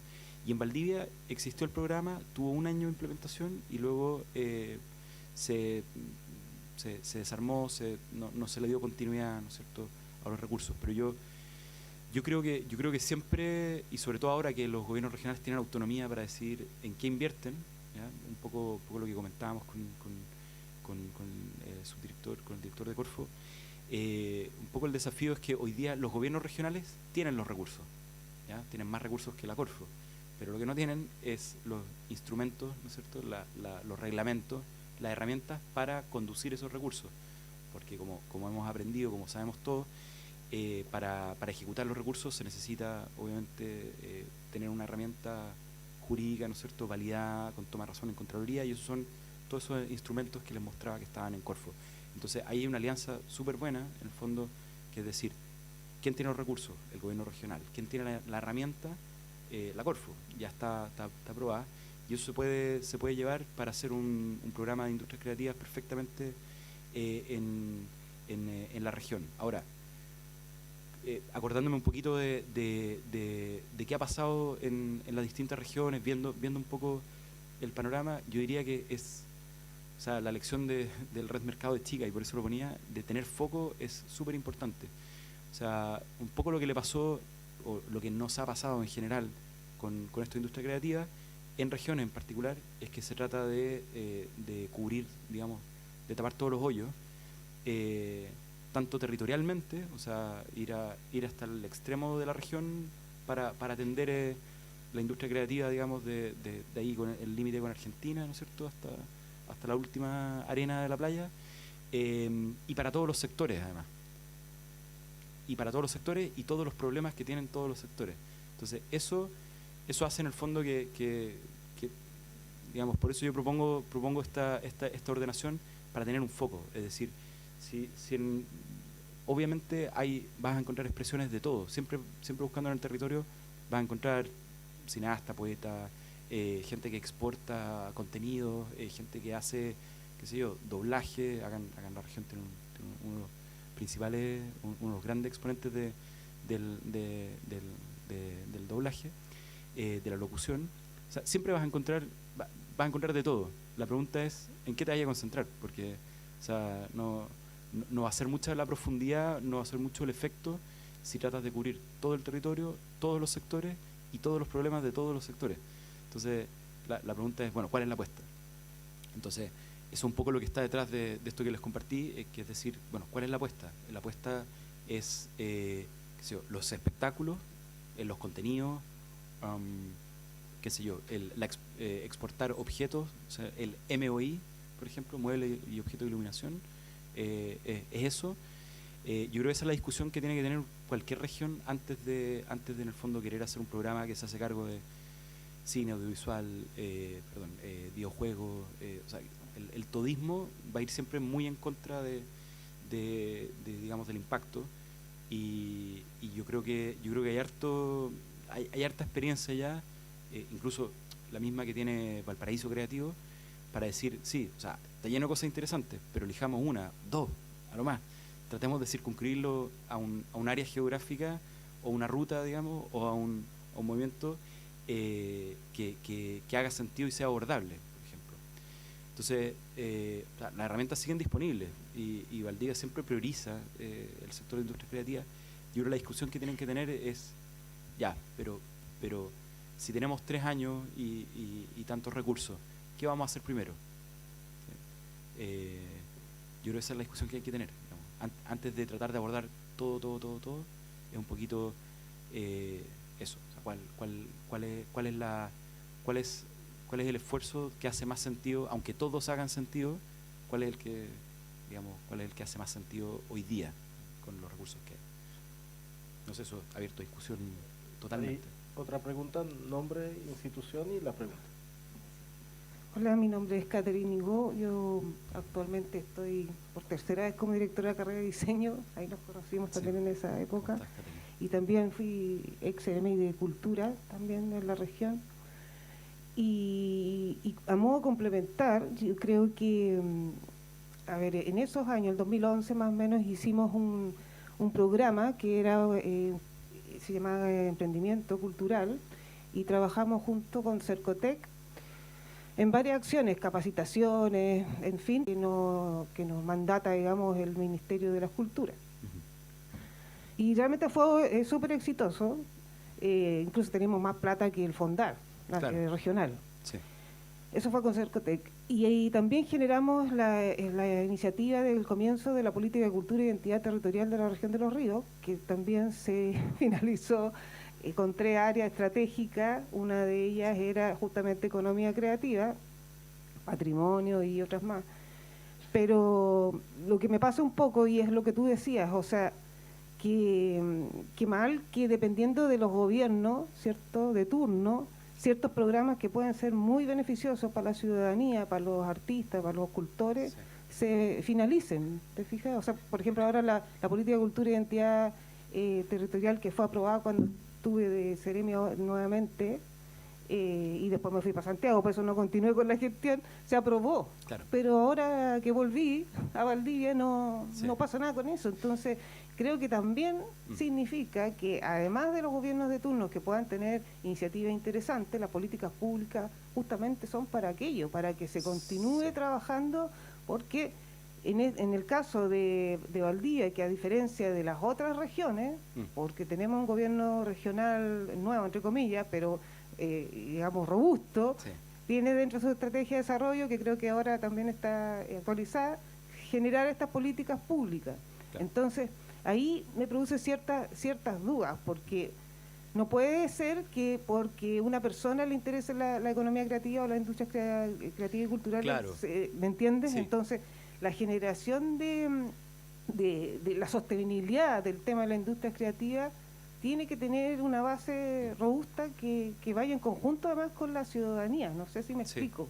Sí. Porque pueden haber ejemplos súper interesantes, pero después quedamos un poquito cojos. Entonces, ¿cómo unir la política de cultura, identidad territorial, con la política de innovación?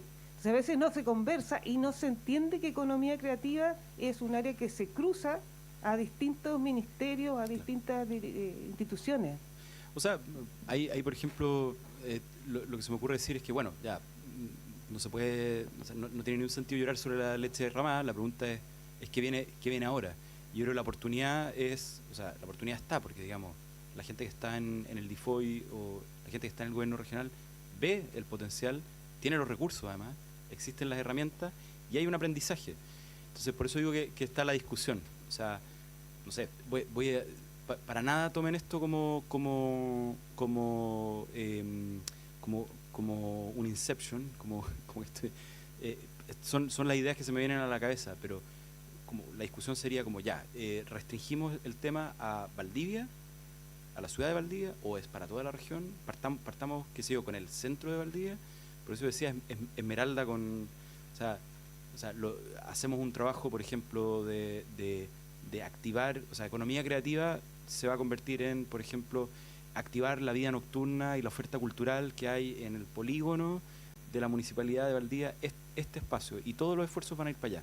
Por ejemplo, eso es una discusión. Claro, estás dejando fuera, no sé, el turismo de locaciones, estás dejando fuera, qué sé yo, la industria del diseño, estás dejando fuera no sé cuántas cosas y al final estás trabajando con arquitectura, ponte tú, y con los locatarios y con, por ejemplo, la oferta cultural, teatro, danza, cines de barrio, o sea, claro.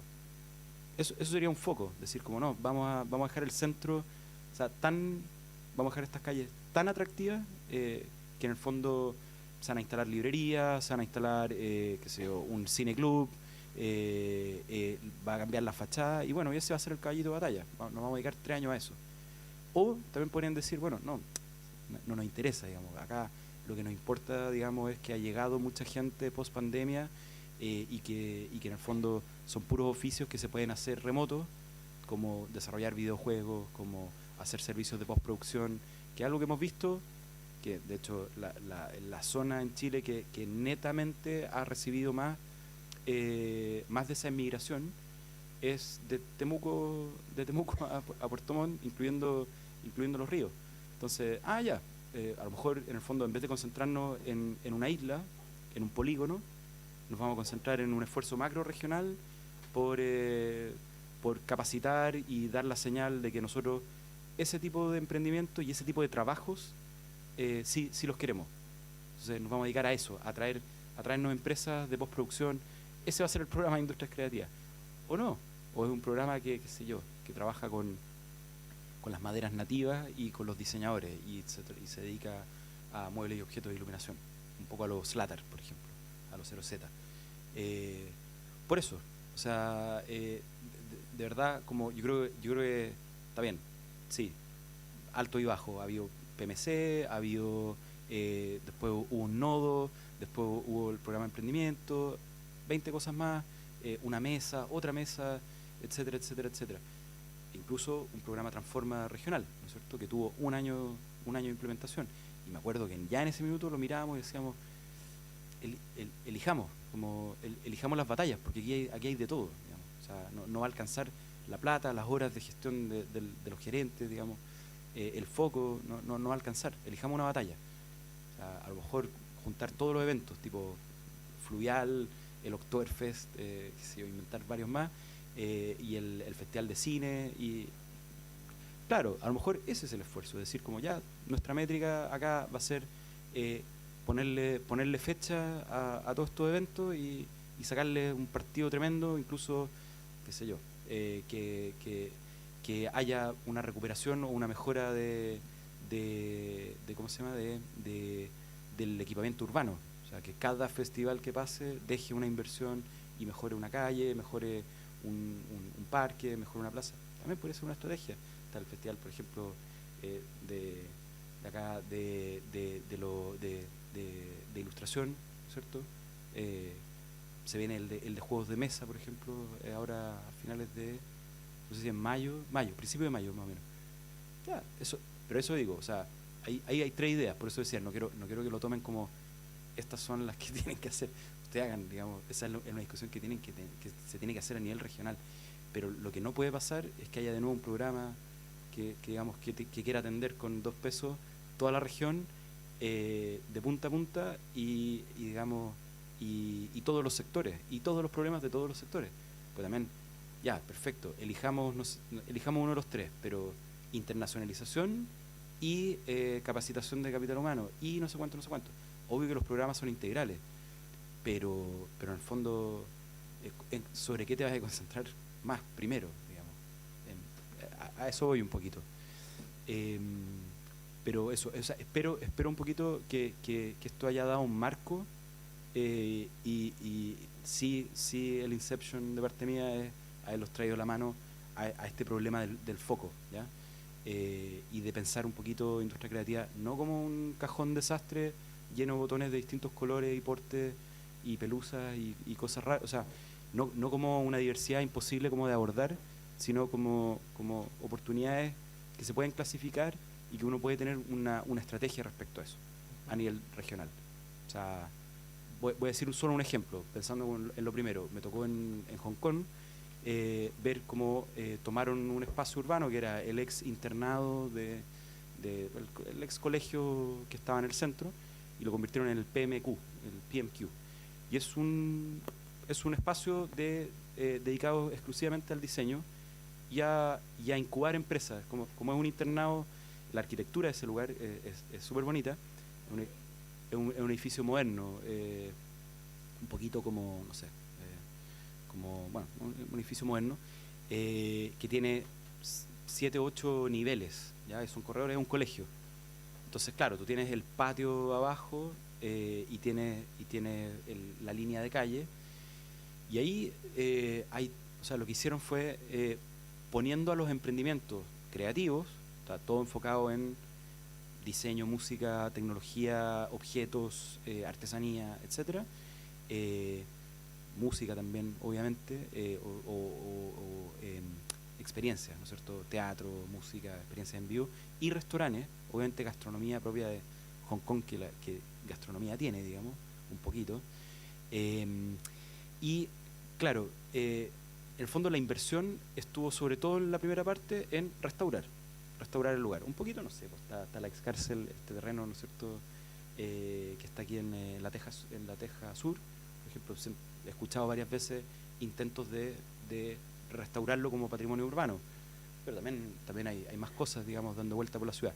Entonces, ese primer nivel, o sea, lo primero que hicieron fue restaurar. Lo segundo, después, ahí viene un programa de emprendimiento, etcétera, etcétera, y obviamente los primeros niveles no eran para emprendimientos que estaban partiendo, eran para gente que ya tenía un modelo de negocio que iba a rodar, restaurantes más o menos conocidos, que se estaban mudando de otro lado, tiendas más o menos conocidas, ¿no es cierto? Y a medida que vas subiendo de nivel, que puedes recorrerlo, es todo abierto, te vas encontrando en el segundo nivel, obviamente, emprendimientos que ya están andando, empresas, ¿ya? No emprendimientos, empresas que venden sus productos, que tienen una marca, que están ya en proceso de internacionalización y todo, pero ya llegas al nivel 7 y es una incubadora, o sea, ese espacio, o sea, llegas a una sala donde hay un computador y 2 personas como tratando de armar una empresa, un emprendimiento. Están en etapas de incubación, y a medida que van siendo incubados y se les pasa recursos de capital semilla, se les pasa asesoría, mentoría, etcétera, etcétera, van bajando y se van acercando al nivel de calle, o sea, del 7 al 3, una cosa así. Pero entonces, eso es una apuesta, o sea, solo con eso ya tienes 10 años de programa, digamos, y no te puedes desconcentrar en que el festival, o sea, a eso voy con el foco, o sea, es una cosa, es una política. Creo que le hace bien también a la promesa de los gobiernos regionales o de las autoridades de decir, acá hay una oportunidad, invirtamos, le hace súper bien que haya un foco tan concreto. No sé. Nos queda 3 minutos para una última pregunta. Permiso.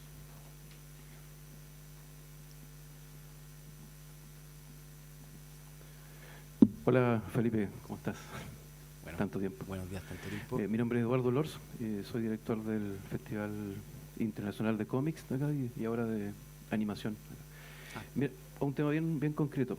Me voy a meter en el tema tributario. O sea, yo no sé si habrá algún contador presente hoy día. ¿No? No, es una Vayan a buscar un contador, por favor, por ahí. rápido. Sí. Porque veo que siempre hay una falencia, no sé si a nivel nacional, porque yo creo que no hay una carencia obviamente de creativos acá, ni mucho menos, o de cultores, sino que está la asesoría por parte de gente del mundo de la administración, finanzas o contables, digamos, que tenga esa expertise, ¿no es cierto?, en industrias creativas o que entienda la nomenclatura de este giro, este rubro. Por lo tanto, si no haya esa expertise, difícilmente va a haber un crecimiento, creo yo, sostenido en el tema. Entonces, a lo mejor como piloto, esto no es una tremenda idea, sino que se ha planteado otras veces, de hacer una unión entre impuestos internos, Corfo o gobierno regional, para que los contadores que tengan algún tipo de cercanía, digamos, con estos temas, puedan capacitarse en el fondo. Yo creo que eso sería como algo súper concreto que yo creo no es tan difícil de hacer. No sé si... Es verdad, o sea, impuesto interno funciona súper, en general, para todos los sectores, funciona con estas consultas. O sea, no sé si se han fijado cuando uno tiene una pregunta y aparece en una carta de impuesto interno donde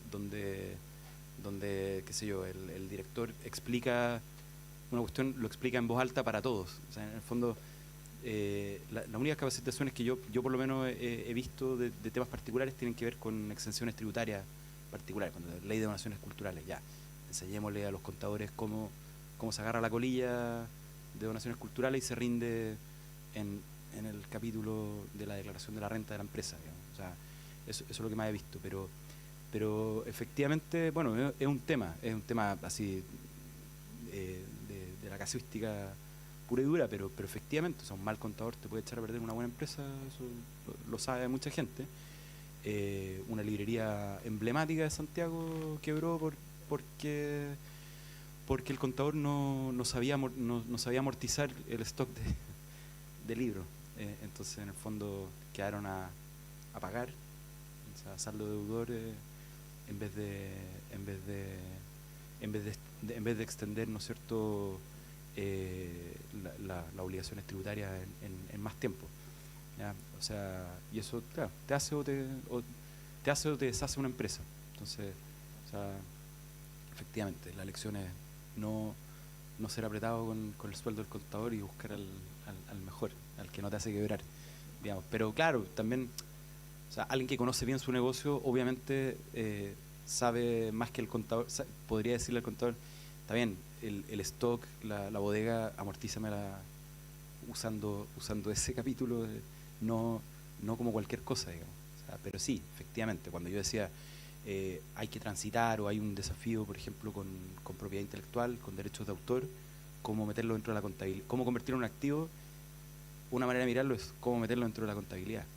Otra manera de mirarlo es cómo lo uso para pedir un crédito, por ejemplo. Cómo hago que un banco valorice un portafolio de derechos de autor o de propiedad intelectual.